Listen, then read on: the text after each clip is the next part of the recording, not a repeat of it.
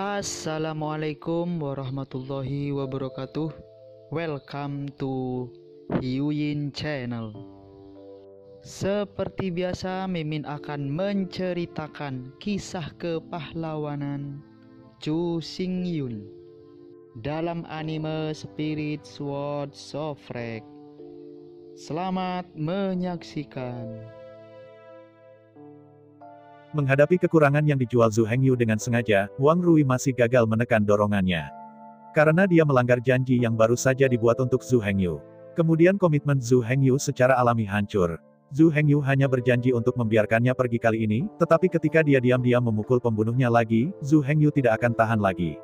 Setelah mengguncang pedang rune kuno di tangannya, Zhu Hengyu mengangkat kepalanya dan memalingkan matanya tidak jauh dari sana, Zhou Yansuang, yang sedang berjuang keras, dan Zhu Dachang memandang. Pada saat yang sama, Zhou Yansuang juga menemukan situasi di sini. Setelah menyerang beberapa pedang, Zhou Yansuang melompat keluar dari lingkaran pertempuran. Melihat Zhu Hengyu dari jauh, wajah Zhou Yansuang dingin. Zhu Hengyu, aku menarik evaluasiku sebelumnya tentang kamu adalah orang.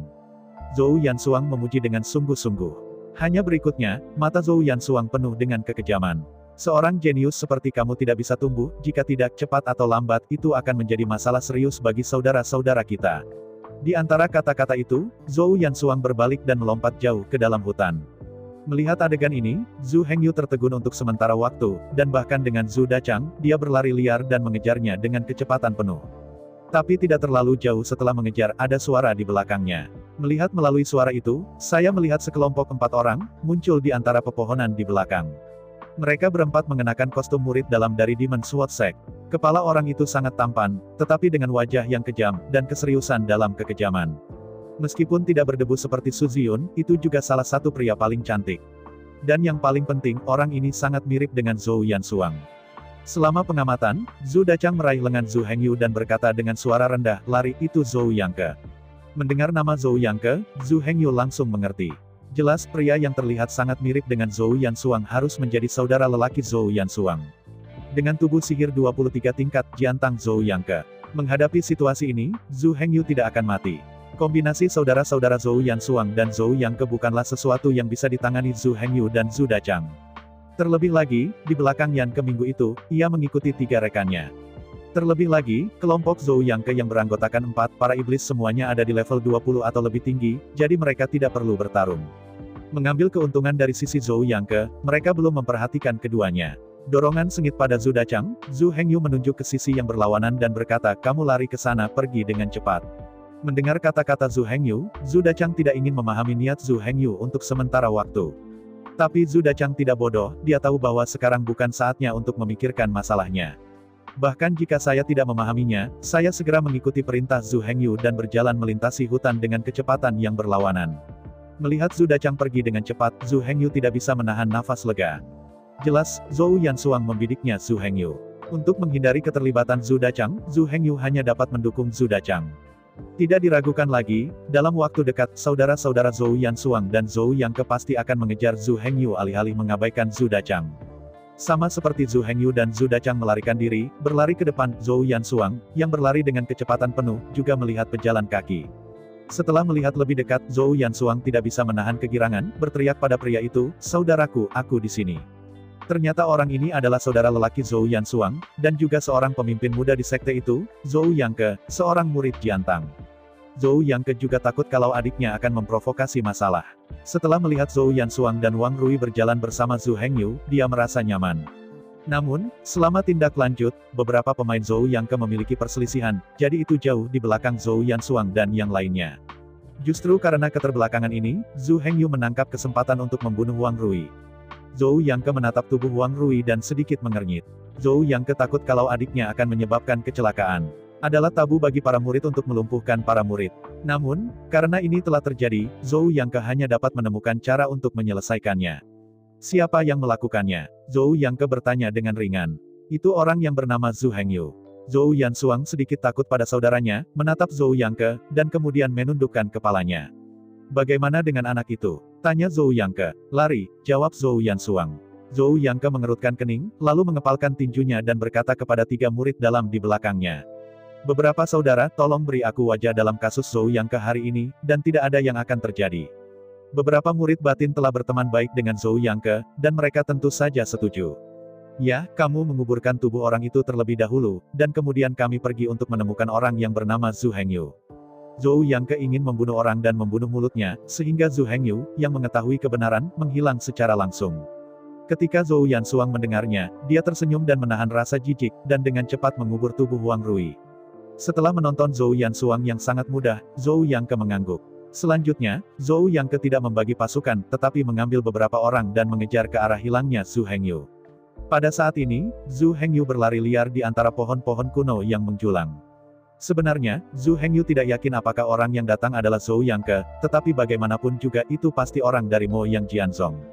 Sebagai murid dari pintu ini, membunuh pintu yang sama adalah hal yang tabu, meskipun ia mengambil alasannya sendiri. Dalam dunia misterius domba iblis yang tidak dikelola oleh para penatua Zongmen, itu tentu saja merupakan masalah besar. Zhu Hengyu, sosok 10 segmen dalam tubuh sihir, tentu saja, lebih baik pergi dulu. Jika Zhou Yansuang mengatakan identitas kakaknya, dan kemudian bergandengan tangan dengan orang lain untuk berurusan dengan dirinya sendiri, maka dia tidak akan bisa mengalahkan 4 tangannya, tetapi itu akan menjadi lebih tidak menguntungkan bagi dirinya sendiri. Jadi ketika Zhu Hengyu berpikir untuk meninggalkan tempat itu untuk pertama kalinya, 36 dihitung. Selain itu, pelarian cepat Zhu Hengyu mungkin membuat Zhou Yansuang, yang tidak responsif, berpikir bahwa dia adalah pembunuhnya. Adapun mengapa Zhou Yansuang sebagai tuannya akan membunuh para pelayannya, itu tidak dalam ruang lingkup pertimbangan Zhu Hengyu. Orang-orang yang melihat pemandangan pada saat itu secara alami akan membentuk otak mereka sendiri. Namun, pikiran Zhu Hengyu ini hanya sesaat, ada banyak celah, tetapi sudah terlambat untuk meneliti. Zhu Hengyu juga waspada. Jika Zhu Hengyu benar-benar berdiri menunggu di sana, dan akhirnya Zhou Yangke muncul, maka Zhu Hengyu pada dasarnya adalah tempat penguburan. Pada saat ini, tidak peduli dari siapa orang itu berasal, Zhu Hengyu selalu berlari demi dia. Zhu Hengyu berlari sangat jauh dan sangat lelah, jadi dia berhenti dan duduk di bawah pohon berumur 10 tahun untuk sementara waktu. Namun, Zhu Hengyu mengubah wajahnya hanya setelah beristirahat kurang dari 1 dupa. Zhu Hengyu tidak berani untuk benar-benar bersantai dan mengumpulkan energinya, dia merasakan aliran energi sihir di sekitarnya dengan afinitas magisnya yang kuat. Alasan kulit Zhu Hengyu adalah karena dia merasakan aliran energi sihir yang tidak normal. Akhirnya, setelah analisis Zhu Hengyu, seharusnya sejumlah besar orang dengan cepat bergegas ke tempat mereka. Zhu Hengyu hanya merasakan aliran energi sihir, tetapi tidak secara langsung memahami lingkungan sekitarnya, jadi dia hanya bisa menebak arah objek dan perkiraan jumlah orang melalui fluktuasi energi sihir, tetapi dia tidak bisa merasakan semua detail secara detail. Saat orang-orang yang mengejar semakin dekat, perasaan krisis yang kuat muncul di hati Zhu Hengyu. Setelah berdiri dengan tergesa-gesa dan memilih arah, Zhu Hengyu terus melarikan diri. Tapi Zhu Hengyu ternyata Zhu Hengyu, dan segera tenang. Setelah analisisnya, ia menyimpulkan, mungkin, para pendahulunya kembali untuk mengucapkan terima kasih karena apa yang terjadi untuk menyelamatkan World of Warcraft ini. Apapun itu, penampilan Zhu Hengyu sangat mirip dengan mantan tuan mereka. Memikirkan hal ini, Zhu Hengyu batuk, berdeham, dan kemudian berkata dengan ringan, ayo tetap rata. Saya melihat bahwa semua Warcraft benar-benar mengikuti kata-kata Zhu Hengyu, mengangkat kepala satu persatu, dan menatap Zhu Hengyu dengan fanatisme yang luar biasa. Kamu tidak akan bisa mengerti aku. Zhu Hengyu memandangi pemandangan di depannya dengan heran, dan berkata dengan tidak percaya. Adegan selanjutnya membuat Zhu Hengyu tertegun. Saya melihat bahwa setelah mendengarkan pertanyaan Zhu Hengyu, Black Panther mengangguk langsung ke Zhu Hengyu, mengatakan bahwa dia benar-benar memahaminya. Zhu Hengyu berdiri di sana untuk sementara waktu, tertegun, dan kemudian perlahan pulih. Meskipun Zhu Hengyu merasa sulit dipercaya, pada saat ini, dia tidak bisa memikirkan jawaban yang masuk akal. Sambil memikirkannya, Zhu Hengyu tiba-tiba merasa bahwa energi sihir yang tidak jauh lagi berfluktuasi. Pada saat ini, ada banyak Warcraft di sekitar dan nafasnya tidak teratur, tetapi Zhu Hengyu tidak bisa merasakan jumlah orang yang datang. Namun, tidak peduli berapa banyak orang yang dikejar, Zhu Hengyu bukan lawan. Karena itu, Zhu Hengyu berbalik dengan keras dan berencana untuk terus melarikan diri. Tapi tepat setelah Zhu Hengyu berbalik dan berlari keluar dari 2 langkah, dia tiba-tiba berhenti. Berbalik, Zhu Hengyu melihat selusin kumbang hitam di sekitar. Di sisi lain, saudara-saudara Zhou Yansuang dan Zhou Yangke sedikit kesal. Untuk Zhu Hengyu, 1 hari telah terbuang sia-sia, yang membuat mereka tidak dapat diterima. Mereka berpikir Zhu Hengyu adalah semut, terima saja nasib mereka dan mati hanya di tangan mereka. Hanya saja Zhu Hengyu akan seperti yang mereka inginkan, dan keduanya juga terbiasa berada di posisi tinggi, dan idenya lebih sederhana. Hingga malam itu, Zhou Yangke dan Zhou Yansuang sudah lelah, dan ingin menyerah mengejar semut kecil Zhu Hengyu. Pada saat ini, mereka berdua tiba-tiba mendengar peluit panjang Warcraft beberapa kali. Jadi Zhou Yangke dan Zhou Yansuang saling bertukar pandang, dan kemudian berlari ke arah suara dengan kecepatan penuh. Keduanya tiba di altar tempat Zhu Hengyu datang sebelumnya. Tetapi altar saat ini kosong, dan tidak ada Warcraft di sekitarnya. Saudara-saudara Zhou Yangke dan Zhou Yansuang memandang altar tetapi sangat senang. Aku tidak menyangka akan bertemu altar, kata Zhou Yangke sambil tersenyum. Pada saat ini, lekas marah Zhou Yangke akhirnya hilang sedikit, meskipun dia tidak menangkap Zhu Hengyu untuk membuatnya marah, dia juga beruntung bertemu altar. Kedua bersaudara itu sangat senang dan benar-benar lupa mengapa ada seruan mendadak tentang Warcraft sebelumnya. Yansuang, kamu pergi dan mengambil bola hitam yang diwarisi, aku akan melindungimu dari diserang oleh Warcraft, kata Zhou Yangke kepada saudaranya Zhou Yansuang. Zhou Yansuang juga sangat bersemangat saat ini, dengan cepat melangkah ke altar, siap untuk mengumpulkan bola hitam yang diwarisi. Pada saat ini, seekor macan kumbang hitam melemparkan dirinya keluar dari kegelapan, menggigit leher Zhou Yansuang. Zhou Yangke sudah berada di sela-sela, menunggu serangan mendadak ini. Namun, Zhou Yangke mengangkat pedang panjangnya di tangannya dan menekan keras di bawah kakinya, sebuah tubuh kilat datang ke Zhou Yansuang di depan saudaranya untuk memblokir serangan macan kumbang hitam. Black Panther juga menemukan Zhou Yangke sejak lama, jadi serangan ini hanyalah serangan tipuan. Ketika Zhou Yangke tiba, dia menendang kaki belakangnya dan berbalik ke sisi lain. Binatang buas. Zhou Yangke melihat macan hitam ini begitu spiritual, tidak panik dan bergegas, dan bergerak di bawah kakinya, berkedip lagi di depan Zhou Yansuang. Kali ini Black Panther tidak menyerang Zhou Yansuang, tetapi langsung menyerang Zhou Yangke. Zhou Yangke melihat ini dan sedikit tersenyum, kapan dia akan takut pada binatang buas. Dia sama sekali tidak menaruh Black Panther di matanya, dia langsung mengangkat pedang panjangnya di tangannya dan menusuk Black Panther. Satu orang dan satu macan tutul terjerat dalam sekejap. Minggu ini kecepatan Yangke dan kecepatan Black Panther sangat cepat. Dalam sekejap, satu orang dan satu macan tutul telah bermain 4 atau 5 putaran. Hewan yang bagus, keterampilan yang bagus, kata Zhou Yangke setelah pedang membelah kaki harimau hitam, dia berkata dengan tidak tergesa-gesa. Panter hitam tidak bisa berbicara dan menggeram rendah. Yansuang, pergi dan dapatkan bola hitam yang diwarisi, kita tidak terjerat dengan panter hitam ini. Zhou Yangke berkata kepada Zhou Yansuang sambil menjaga serangan panter hitam. Bagus. Setelah Zhou Yansuang menyapanya, dia mengabaikan Zhou Yangke dan berjalan langsung ke altar. Di altar ada garis kata-kata, yang merupakan pengantar sihir yang terkandung dalam bola hitam warisan ini. Garis karakter ini akan hadir di setiap altar warisan, tetapi setelah bola hitam yang diwariskan diperoleh, garis karakter ini juga akan menghilang. Zhou Yansuang melangkah maju, menonton 5 kata yang tertulis di altar, sihirnya bisa dipenjara. Zhou Yansuang dengan hati-hati menonton pengenalan Rincin tentang penjara jantung jahat. Pada saat ini, pedang panjang tiba-tiba muncul dari belakang altar, menusuk langsung ke bagian vital Zhou Yansuang. Pada saat ini, Zhou Yansuang melihat pengantar dengan saksama, tapi dia tidak memperhatikan pedang sama sekali. Zhou Yangke, yang bertarung dengan macan kumbang hitam di sisi lain, selalu waspada. Ketika dia melihat pedang panjang menusuk, dia dengan cepat berteriak keras. Yansuang, hati-hati. Sudah terlambat pada saat ini, meskipun Zhou Yansuang telah menyadari ada sesuatu yang salah, tetapi pedang panjang itu telah menyentuhnya. Zhou Yansuang langsung ditusuk ke perut oleh pedang panjang yang aneh ini.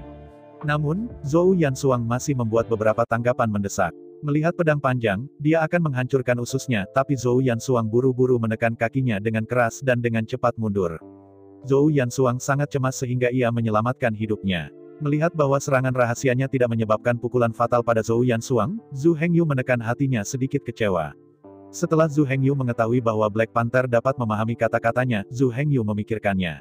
Dia ingin membiarkan macan kumbang hitam dan binatang buas mengandung sisanya, dan kemudian dia mengambil pukulan fatal di belakang altar dan menyelesaikannya terlebih dahulu, sehingga pertempuran berikutnya akan menghemat banyak masalah. Saya hanya tidak berharap hanya 2 orang yang muncul di akhir. Zhu Hengyu hanya menebak siapa dia bersama Zhou Yansuang. Hanya karena penampilan kedua orang itu mirip, mereka jelas bersaudara. Melihat saudara-saudara Zhou Yangke dan Zhou Yansuang, Zhu Hengyu bahkan lebih percaya diri. Lagi pula, hanya ada 2 musuh. Dan ada kelompok binatang buas yang bersembunyi di satu sisi. Namun, Zhu Hengyu tidak tahu apa yang dimiliki Zhou Yangke, dan dia tidak berani membunuhnya secara langsung, jadi pada akhirnya ada pedang di belakang altar. Pada saat ini, Zhou Yansuang menatap Zhu Hengyu dengan marah, dan tidak berharap semut seperti itu melukai dirinya sendiri. Zhu Hengyu, hari ini adalah waktu kematianmu. Zhou Yansuang menutupi perutnya dan berteriak pada Zhu Hengyu dengan keras. Tapi Zhu Hengyu tidak berbicara. Dari awal hingga akhir minggu ini, Yansuang menganggap Zhu Hengyu sebagai semut yang bisa dihancurkan sampai mati, berpikir untuk membunuhnya. Meskipun Zhu Hengyu bukan setan pembunuh yang tidak memaafkan, dia bukan Buddha yang hidup dengan belas kasih dan kasih sayang yang besar. Yang lain memikirkan hidupnya setiap hari, Zhu Hengyu tidak akan berhati lembut. Zhu Hengyu memandang iblis hitam yang bertarung dengan sengit dengan Zhou Yangke dan berbisik, "Kembalilah." Mendengar suara Zhu Hengyu, anggota badan macan tutul iblis mengerahkan kekuatan dengan keras dan dalam lompatan vertikal, mereka segera melepaskan diri dari lingkaran pertempuran. Meskipun Demon Leopard ini kuat, tetapi bertarung satu lawan satu bukanlah lawan Zhou Yangke. Meskipun kita masih bisa menemui jalan buntu untuk sementara waktu, tetapi untuk waktu yang lama pasti akan gagal. Anda tahu, altar ini hanya altar warisan kelas 1. Binatang penjaga altar tidak sekuat itu. Jika kamu mengumpulkan sekelompok kecil prajurit, kamu bisa membunuh iblis-iblis ini asalkan butuh sedikit waktu. Namun yang jelas, minggu ini, Yanke dan Zhou Yansuang tampaknya terpisah dari tim, maka semua yang lain akan dikatakan. Pada saat ini, kedua saudara itu jauh dari altar, dan bahkan jika iblis dipanggil, mereka mungkin tidak dapat membunuh kedua saudara itu. Bagaimanapun, bahkan jika Anda tidak bisa bertarung, Anda masih bisa melarikan diri. Untuk membunuh dua bersaudara, Anda harus menemukan cara untuk memimpin mereka ke altar.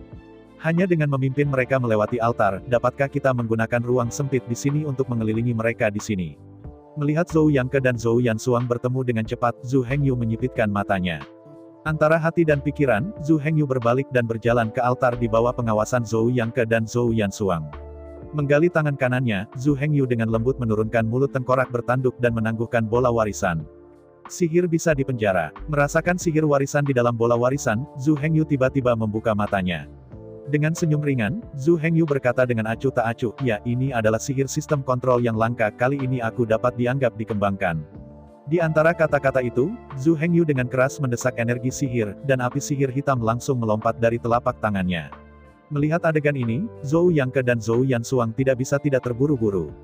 Jelas, Zhu Hengyu ini bermaksud untuk menghaluskan bola warisan di tempat untuk mendapatkan warisan penjara energi sihir. Meskipun itu hanya altar warisan primer. Namun, sihir dan keterampilan sihir di tempat warisan ini sangat berharga. Khususnya keterampilan dan sihir yang langka itu tidak lebih lemah dari keterampilan dan sihir tingkat lanjut. Melihat Zhu Hengyu mempersembahkan api ajaib, ia mencoba yang terbaik untuk memperbaiki bola warisan. Zhou Yangke dan Zhou Yansuang, bagaimana bisa kau mengabaikannya? Bahkan jika mereka tidak menggunakan bola warisan ini, mereka dapat menjualnya dengan harga yang mahal bahkan jika mereka tidak menggunakannya sendiri. Hentikan itu. Dengan teriakan nyaring, Zhou Yangke dan Zhou Yansuang mengambil langkah mereka dan bergegas menuju altar. Bagaimanapun, Zhu Hengyu, orang yang sekarat, benar-benar tidak memenuhi syarat untuk membuang bola warisan. Melihat Zhou Yangke dan Zhou Yansuang bergegas dengan kecepatan penuh, Zhu Hengyu tidak bisa membantu tetapi mengungkapkan senyum aneh. Apakah dia benar-benar ingin memperbaiki bola warisan ini? Tidak, tentu saja tidak. Bahkan jika Zhu Hengyu sedang terburu-buru, dia tidak bisa terburu-buru. Terlebih lagi, jika itu benar-benar cemas, bola warisan dapat diturunkan bahkan sebelum saudara-saudara Zhou Yangke dan Zhou Yansuang tiba, dan bahkan pemurnian selesai. Alasan untuk meninggalkan bola warisan menjadi tidak menarik adalah untuk menarik kedua saudara ke altar. Begitu mereka menginjakkan kaki di altar warisan ini, kematian mereka telah berakhir. Melihat Zhou Yangke dan Zhou Yansuang berlari dengan kecepatan penuh, akting Zhu Hengyu pecah dan dengan keras mendesak api sihir di tangannya. Dalam sekejap, api yang menyala-nyala memuntahkan lebih dari setengah meter, memurnikan bola warisan dengan kecepatan penuh. Melihat Zhu Hengyu habis-habisan, Zhou Yangke dan Zhou Yan sangat cemas, dan berharap memiliki dua kaki lagi. Pada saat berikutnya, Zhou Yangke dan Zhou Yansuang bergegas ke altar hampir pada saat yang sama dan bergegas ke Zhou Hengyu. Melihat adegan ini, Zhu Hengyu dengan kuat menyingkirkan api ajaib di tangannya. Melihat Zhou Yangke dan Zhou Yansuang bersaudara dengan mencibir, Zhu Hengyu Sen berkata dengan dingin, "Maaf. Anda telah tertipu." Ketika kedua saudara itu melangkah ke altar, mereka mati. Di antara kata-kata itu, bayangan gelap tiba-tiba melompati dan mencegat kemajuan kedua saudara itu. Setelah melihat macan kumbang hitam, Zhou Yangke tidak menganggapnya serius. Hewan adalah binatang, beri dia sedikit waktu untuk membunuh macan kumbang hitam ini. Tapi melihat senyum aneh Zhu Hengyu, Zhou Yangke merasakan secara naluriah bahwa sesuatu tampak salah. Di antara pikiran cepat Zhou Yangke, Zhu Hengyu perlahan mengangkat tangan kanannya dan berteriak, "Iblis Leopard, keluar!" Dengan deru Zhu Hengyu, dalam sekejap lebih dari selusin aliran udara hitam bersiul dari altar, terbang keluar dari pola sihir yang rumit. Di antara beberapa voli yang melayang, selusin arus udara hitam langsung mengembun menjadi iblis hitam, yang jatuh di sekitar altar. 1, 2, 3. Melihat sekeliling, dua saudara laki-laki Zhou Yangke dan Zhou Yansuang hanya menghitung sedikit, dan mereka tidak bisa membantu tetapi terlihat seolah-olah mereka bersahaja. 18. Sebanyak 18 macan tutul melewati altar ini dan mengelilinginya dengan air. Tiba-tiba menoleh, Zhou Yangke menatap Zhu Hengyu. Ketika saya melihatnya, saya hanya melihat bagian belakang Zhu Hengyu saat dia pergi. Di mata putus asa dari dua saudara laki-laki Zhou Yangke dan Zhou Yansuang. Pada saat kaki Zhu Hengyu keluar dari altar, minuman dingin dan rendah terdengar dari mulut Zhu Hengyu. Dunia ini seperti ini, pembunuh orang membunuh. Karena mereka berkomitmen untuk membunuh Zhu Hengyu, bagaimana mungkin Zhu Hengyu berhati lembut dan membiarkan harimau kembali ke gunung. Seiring dengan perintah Zhu Hengyu, 18 macan hitam meraung dan bergegas ke altar. Diam-diam menutup matanya, Zhu Hengyu mengorbankan api sihir lagi, memurnikan bola warisan di tangannya. Sedangkan untuk pertempuran di altar, Zhu Hengyu sedang tidak ingin menghargainya. Kanibalisme tidak pernah disukai Zhu Hengyu. Jika bukan karena pihak lain yang membunuhnya, dia tidak akan begitu kejam. Zhou Yangke, saudara lelaki Zhou Yansuang, bertekad untuk membunuhnya. Zhu Hengyu tidak ingin mati. Karena dia tidak ingin mati, maka dia hanya bisa menjadi pihak lain. Dengan diam-diam menyempurnakan bola warisan, Zhu Hengyu tuli terhadap kutukan dan mengaum di altar. Akhirnya, dalam deru gila Black Demon Panther, ketenangan dengan cepat pulih di altar. Jika Zhou Yangke tidak lepas dari rekan satu timnya. Jika Zhou Yangke bersama rekan satu timnya, dan berhati-hati, bertarung dengan kebijaksanaan dan keberanian. Binatang penjaga yang mewarisi altar di tingkat ini masih tidak bisa membantu mereka. Tapi sekarang, saudara-saudara Zhou Yangke dan Zhou Yansuang dikelilingi oleh 18 macan hitam di altar. Akhirnya, dengan suara siulan, bola yang diwariskan berubah menjadi kabut hitam dan jatuh ke tubuh Zhu Hengyu. Perlahan membuka matanya, Zhu Hengyu memandang ke altar. Seperti yang Anda lihat, ada darah di altar. Saudara laki-laki Zhou Yangke dan Zhou Yansuang menghilang sepenuhnya. Bahkan tidak ada sisa tulang. Pada saat ini, Zhu Hengyu sedang berkumpul dan mewarisi sihir, dan tidak punya waktu untuk mengkhawatirkan orang lain. Zhu Hengyu hanya merasakan saat kabut hitam merembes ke tubuhnya, dan tiba-tiba kepalanya sakit tiba-tiba. Setelah itu, Zhu Hengyu memiliki semua isi sihir warisan ini di kepalanya. Energi magis di penjara, dan warisan utama sihir. Pengguna memadatkan bola ajaib di tangan mereka, dan mereka yang terkena bola ajaib akan dipenjara di tempatnya. Zhu Hengyu mengerti segalanya tentang sihir ini dalam sekejap. Hukuman musuh Anda. Ketika Zhu Hengyu melihat 4 kata ini, hal pertama yang dia pikirkan adalah keterampilan magis. Namun, setelah perkenalan, Zhu Hengyu juga tahu mengapa sihir ini begitu kuat, tetapi itu hanya sihir warisan utama. Ada beberapa kelemahan kecil dalam kekuatan magis ini. Yang pertama adalah bahwa sihir ini telah diuji oleh Zhu Hengyu, dia hanya bisa memenjarakan objek selama 3 napas. Tetapi 3 waktu bernafas juga cukup, selama pertempuran hidup dan mati, 3 waktu bernafas dapat sepenuhnya menentukan hidup dan mati. Poin kedua adalah bahwa setelah bola hitam ajaib dilepaskan 1 kali, bola hitam itu tidak bisa dilepaskan lagi dengan cepat, butuh sedikit waktu sebelum bola itu bisa dilepaskan lagi. Waktu ini jauh lebih lama daripada waktu penjara. Dibutuhkan 10 napas untuk mengembunkan bola hitam ajaib lagi. Pada titik ini, sihir warisan ini diturunkan dari altar. Dan poin ketiga ini adalah bahwa pemenjaraan energi sihir ini adalah untuk mengembunkan bola hitam energi sihir di tangan, dan hanya mereka yang terkena bola hitam ini yang bisa dipenjara.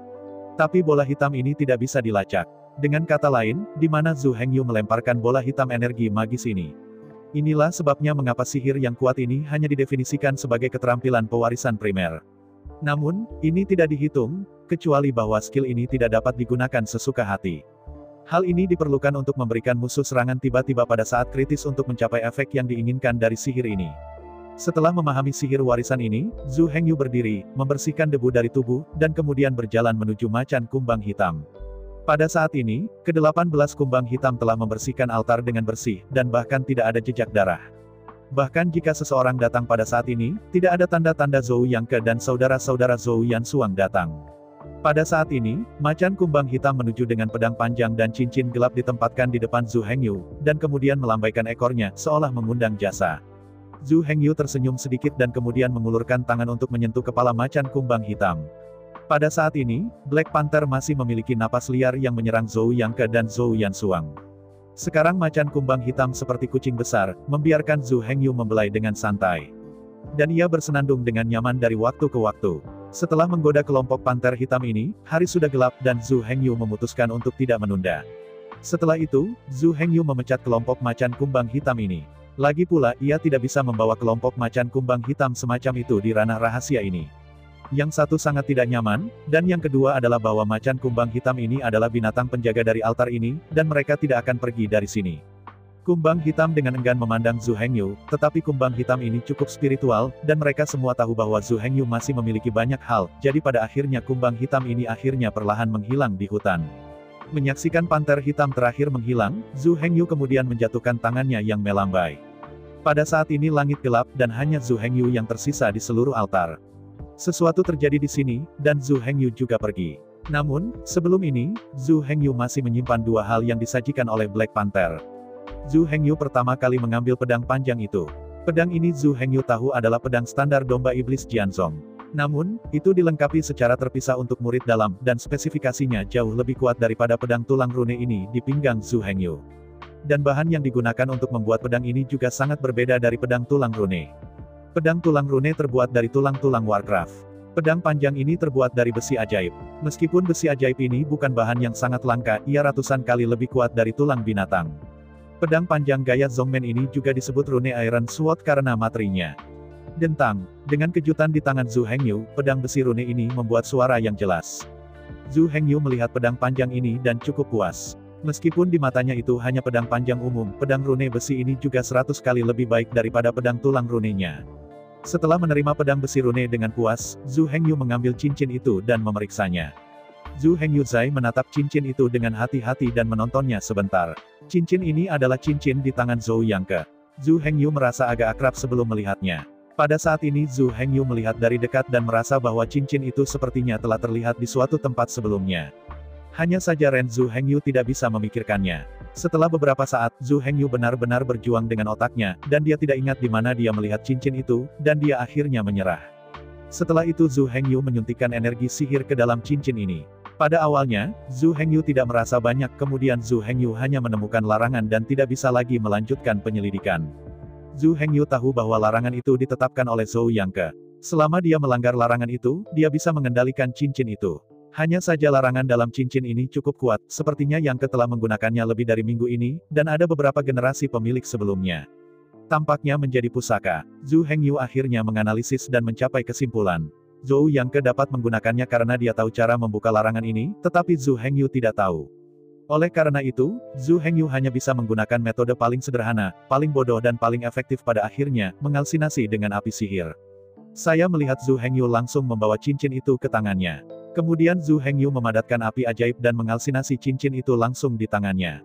Saya melihat bahwa api ajaib hanya membakar cincin, dan tidak menyentuh kulit Zhu Hengyu. Kontrol api sihir semacam ini, yaitu, Zhu Hengyu dapat melakukannya, dan menggantinya dengan orang lain.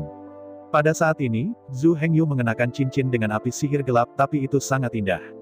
Namun, Zhu Hengyu juga berhati-hati, lagi pula, jika api sihir membakar pakaiannya sendiri, itu akan menjadi besar. Larangan selama berabad-abad ini berlangsung lama di bawah nyala api sihir Zhu Hengyu. Setelah beberapa lama, dengan suara yang jernih, larangan ini telah hilang. Zhu Hengyu tidak sabar untuk memasukkan energi sihir ke dalam cincin ini. Setelah energi sihir Zhu Hengyu benar-benar memenuhi seluruh cincin, akhirnya kekuatan Xuanou memasuki pikiran Zhu Hengyu. Kemudian Zhu Hengyu tahu persis apa cincin itu. Cincin ini disebut cincin dimensional. Fungsinya juga sangat sederhana, adalah fungsi penyimpanan. Metode penggunaannya juga sederhana, yaitu, langsung memasukkan energi ajaib ke dalamnya, dan Anda dapat melihat isinya. Dan itu sangat sederhana dan nyaman untuk dimasukkan atau dibawa keluar. Zhu Hengyu tidak berharap mendapatkan cincin dimensi yang langka. Ruang dalam cincin dimensi ini sangat besar, dan dapat menyimpan banyak hal yang sangat nyaman. Namun, bahan cincin dimensi ini tidak diketahui. Cincin dimensi ini tidak besar dalam keberadaannya, tetapi tidak kecil, cincin ini adalah warisan keluarga atau warisan sekte. Sekarang, tidak ada yang bisa memperbaikinya. Di ruang antariksa tempat yang hancur ini, badai antariksa bisa disebut serangkaian kehancuran. Cincin ruang biasa tidak dapat digunakan di sini sama sekali. Legenda mengatakan bahwa hanya di celah antara ruang depan dan belakang sebuah area dapat dibuka untuk memuat item. Hanya dengan cara ini, benda-benda yang disimpan di ruang angkasa tidak akan dihancurkan oleh badai ruang angkasa di ruang anti. Hanya saja teknologi yang bisa membuat cincin dimensi ini sudah lama hilang. Hanya di atas medan perang yang runtuh dan di bawah keberuntungan, seseorang dapat mendapatkannya. Karena kelangkaannya dan tidak dapat diproduksi kembali, sebuah cincin berdimensi kecil telah mengumpulkan puluhan ribu batu energi magis bermutu tinggi di lingkaran latihan.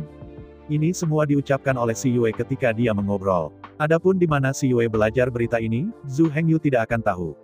Mengetahui nama dan penggunaan cincin ini saat ini, Zhu Hengyu dapat dengan mudah menebak bahwa cincin dimensi ini harus menjadi pusaka dari keluarga Zhou. Zhou Yangke, sebagai cucu dari pewaris keluarga Zhou, dan murid Neimen Jiantang di antara sekte pedang domba iblis pasti telah diberi harapan besar oleh keluarga Zhou. Karena itu, masuk akal bagi Zhou Yangke untuk memakai cincin dimensi ini. Tetapi pada saat ini Zhou Yangke telah menjadi sesuatu dari masa lalu, dan cincin dimensi ini sudah menjadi milik Zhu Hengyu. Hanya saja meskipun Zhu Hengyu tahu nama dan tujuan cincin ini, itu bahkan berasal dari asalnya. Tetapi dia masih tidak tahu mengapa dia tampak begitu akrab dengan cincin ini. Zhu Hengyu selalu merasa bahwa dia telah melihat cincin dimensi ini. Perasaan yang akrab itu sangat aneh, seolah itu adalah miliknya yang abadi. Terutama pola pada cincin itu memberi Zhu Hengyu perasaan bahwa dia tidak bisa menggambarkan dengan kata-kata. Meskipun pola ini sangat rumit, bahkan dapat dijelaskan oleh seni. Namun, tampaknya Zhu Hengyu dapat menggambarnya dengan mudah. Tidak hanya itu biasa, tetapi lebih karena dia benar-benar pandai dan menyukai pola gaya ini juga. Bahkan, jika suatu hari, Zhu Hengyu sendiri ingin memperhalus senjata apa itu senjata sulap. Pola tertentu juga akan diukir pada karya mereka sendiri sebagai logo. Hanya saja sekeras apapun dia berusaha, dia tidak bisa memikirkannya. Sakit kepala Zhu Hengyu tidak ada habisnya, dan dia tidak bisa memikirkan hasilnya. Putus asa, dia berhenti berpikir. Terlepas dari apakah cincin dimensi ini tidak akrab dengan mata, itu sudah menjadi milik Zhu Hengyu saat ini, karena ia terbiasa dengan cincin itu, ia memakainya di tangannya dan memikirkannya, satu hari cepat atau lambat. Setelah itu, Zhu Hengyu berhenti mengkhawatirkan cincin ini. Setelah melakukan ini, semuanya sudah benar-benar gelap. Setelah seharian berkeliaran, Zhu Hengyu juga lelah, jadi dia menemukan pohon kuno dan memanjat cabang. Zhu Hengyu akan bermalam di cabang. Setelah itu, Zhu Hengyu duduk bersila, beristirahat di cabang sambil perlahan-lahan berlatih tubuh sihir. Keesokan harinya, Zhu Hengyu mengeluarkan panduan ke area rahasia dan memeriksa peta. Setelah beberapa analisis, Zhu Hengyu menemukan bahwa posisinya jauh dari tempat keberangkatan. Namun, Zhu Hengyu ini tidak khawatir. Bagi Zhu Hengyu saat ini, yang paling penting adalah meningkatkan peringkat iblis. Peringkat Zhu Hengyu terlalu rendah. Zhu Hengyu berpikir bahwa bagian ke-10 dari tubuh iblis hampir tidak bisa bertahan hidup di dunia domba ajaib. Tetapi setelah kemarin, Zhu Hengyu merasa bahwa level iblisnya ada di alam misterius ini, dan itu tidak cukup hanya untuk menonton. Jadi Zhu Hengyu sedang melihat peta sekarang, yaitu, dia ingin menemukan beberapa tempat di mana dia menumbuhkan eliksir, dan mengambil eliksir untuk dengan cepat mengangkat tubuh sihir. Hanya saja tempat-tempat ramuan ini sangat tersembunyi, atau mereka dijaga oleh binatang penjaga yang sangat berbahaya, sehingga mereka tidak ditandai pada peta. Zhu Hengyu tidak berkecil hati, bahkan jika ada catatan di peta itu pasti dimenangkan oleh orang lain. Jadi Zhu Hengyu menyimpan peta itu dan bersiap untuk berkeliling dan mencoba peruntungannya. Setelah itu, Zhu Hengyu memilih arah yang berlawanan dengan titik awal dan mulai melangkah langsung ke arah meteor. Jalan ini adalah siang dan malam. Layers cabang, menggores Zhu Hengyu berulang kali mengeluh. Zhu Hengyu benar-benar ingin berada di atas Kitahara saat ini, sehingga dia tidak harus menanggung gosokan pohon-pohon ini. Namun, Zhu Hengyu hanya memikirkannya di dalam hatinya, jika dia benar-benar tiba di tempat Kitahara, Zhu Hengyu mungkin merasa kedinginan lagi. Keluhan kembali ke keluhan, tetapi Zhu Hengyu tidak memiliki ketidakpuasan sedikit pun, setelah semua ia bisa datang ke tempat rahasia ini penuh peluang. Zhu Hengyu sangat senang. Selama perjalanan, tubuh iblis Zhu Hengyu dengan cepat memasuki kondisi kelelahan di bawah erosi setan ki dan gas kacau. Untungnya, sebagai koki, ini tidak dapat membantu Zhu Hengyu. Di antara hutan lebat, yang paling penting adalah semua jenis bahan alami. Segera, Zhu Hengyu menemukan ayam dan beberapa jamur liar. Hal-hal ini masih bukan makanan tingkat tinggi, tetapi di ranah rahasia domba ajaib ini, setelah bertahun-tahun membangun magis, ia juga telah mencapai tingkat bahan makanan kelas 1. Zhu Hengyu mengeluarkan tripod besar dari cincin dimensi, yang merupakan tripod cahaya hitam yang dilengkapi oleh sekte pedang iblis domba.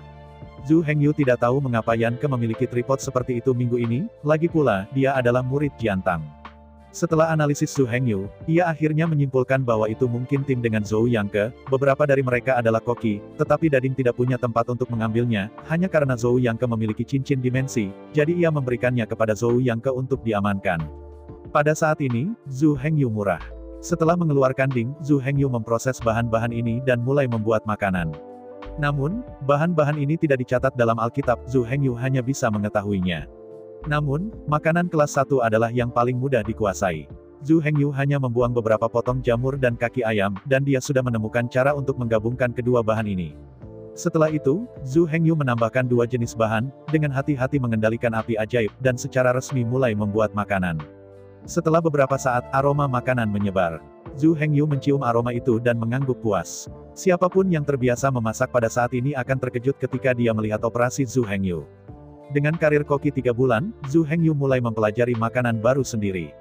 Meneliti makanan baru bukanlah sesuatu yang bisa dilakukan koki biasa, setidaknya koki senior diwajibkan untuk belajar.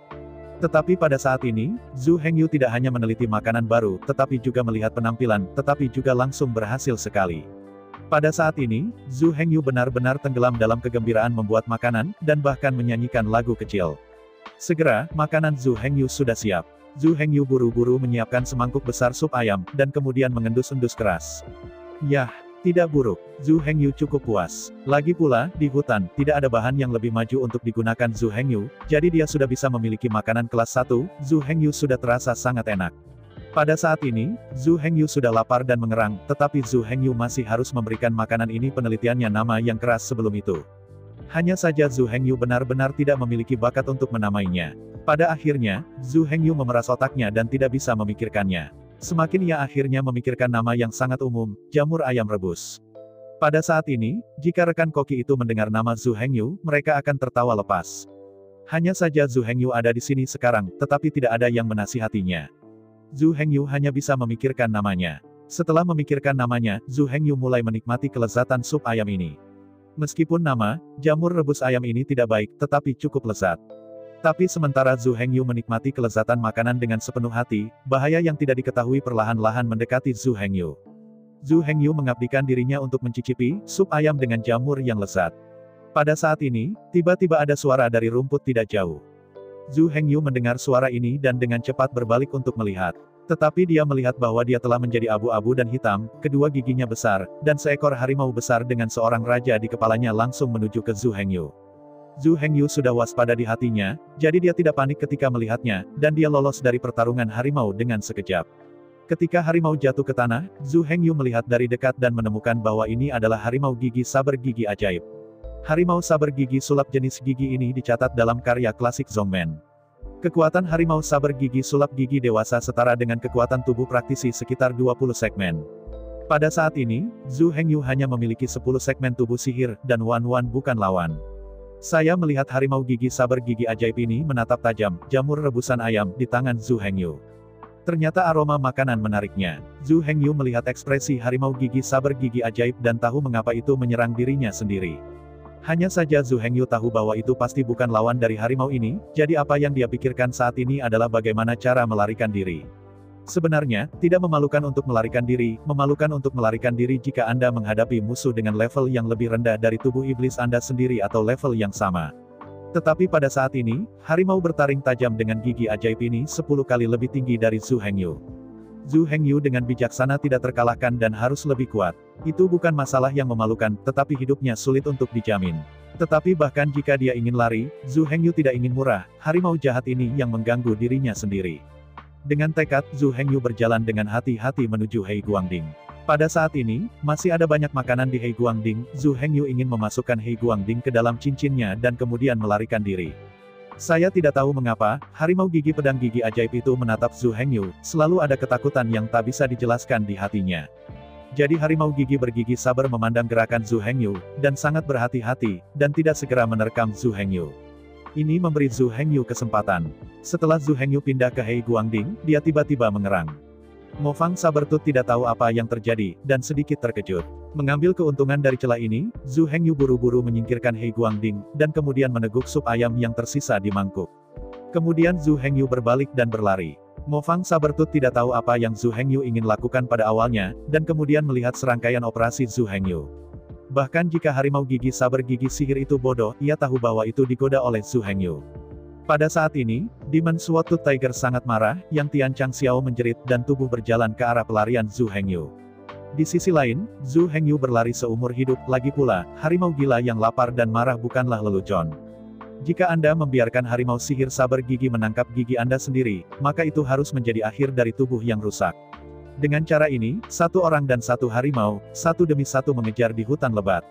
Lari Zhu Hengyu adalah 3 hari 3 malam. Selama periode itu, Zhu Hengyu kembali dan berubah berkali-kali, tetapi pada akhirnya, dengan indera penciumannya yang tajam, gigi saber gigi ajaib mengejar Zhu Hengyu lagi. Dengan cara ini, satu orang satu harimau berlari liar di hutan. Pada saat ini Zhu Hengyu benar-benar kehilangan tempatnya. Tetapi ada hal yang baik, bahwa setelah Zhu Hengyu berulang kali mengubah rute, harimau gigi saber gigi sihir perlahan membuka jarak. Pada saat ini Zhu Hengyu akhirnya bisa beristirahat. Pada hari ini, berjalan di hutan, tiba-tiba mencium aroma aneh. Zhu Hengyu segera mencium aroma ramuan ini. Dengan eliksir, Anda dapat memperbaiki eliksir, atau memasak masakan kelas tinggi, untuk meningkatkan level tubuh sihir. Meningkatkan level monster adalah hal yang paling penting saat ini. Bersemangat, Zhu Hengyu mencari di sepanjang aromanya. Segera, sebuah lembah tersembunyi ditemukan di depan. Lembah ini sangat besar, dan Zhu Hengyu awalnya memperkirakan bahwa ada ratusan mil panjang dan luasnya. Di lembah, ada pohon-pohon jarang, yang sebagian besar adalah semua jenis rumput semangat dan bunga ajaib. Melihat ini, Zhu Hengyu sangat gembira, mencari lereng yang lebih lambat dan meluncur menuruni lereng ke bawah. Setelah datang ke dasar lembah, Zhu Hengyu memandang berbagai eliksir dan matanya tegak. Kali ini berkembang. Zhu Hengyu berpikir dengan penuh semangat, dia tertawa. Tepat ketika Zhu Hengyu senang dengan dirinya sendiri, ada sedikit suara di rumput yang jauh. Pertama kali Zhu Hengyu mendengar suara ini, dia berhenti tertawa. Saat tawa Zhu Hengyu berhenti, suara mempelajarinya juga berhenti. Zhu Hengyu mulai merasakan fluktuasi energi sihir di sekitarnya melalui afinitas magisnya terhadap langit. Hanya saja ketika Zhu Hengyu tenang, suara itu sepertinya menyadari sesuatu, dan dia juga tenang, tidak ada lagi suara. Adalah musuh yang tangguh. Zhu Hengyu berpikir sendiri. Pada saat ini, sosok berwarna-warni tiba-tiba muncul dari rumput di belakang Zhu Hengyu. Hanya saja Zhu Hengyu sudah siap. Pada saat bayangan berwarna-warni muncul, Zhu Hengyu sudah berbalik. Pada saat ini, Zhu Hengyu tidak bisa melihat dengan jelas apa bayangan berwarna ini, dan dia tidak berani menyambutnya. Pada akhirnya, Zhu Hengyu hanya bisa membuat lompatan mundur dan lolos dari serangan bayangan berwarna. Bayangan berwarna jatuh langsung ke tanah tanpa terkena. Baru kemudian Zhu Hengyu melihat apa bayangan berwarna ini. Ternyata itu ular bunga berwarna-warni. Zhu Hengyu melihat ular kecil yang muntah intinya dan ditutupi dengan warna-warni dan berwarna-warni. Ukuran ular ini tidak besar. Zhu Hengyu awalnya memperkirakan bahwa panjangnya hanya 1 kaki. Dibandingkan dengan ular sanca raksasa di Taman Hewan Roh, yang panjangnya puluhan meter, ular kecil ini terlalu kecil. Tapi Zhu Hengyu tidak berani meremehkan hal kecil berwarna-warni ini. Perasaan Zhu Hengyu tidak pernah salah. Saat dia melihat ular bunga berwarna-warni ini, dia tahu bahwa pria ini tidak mudah dipusingkan. Namun, Zhu Hengyu sekarang sangat perlu meningkatkan tubuh iblis. Zhu Hengyu terikat untuk mendapatkan eliksir dari tempat ini.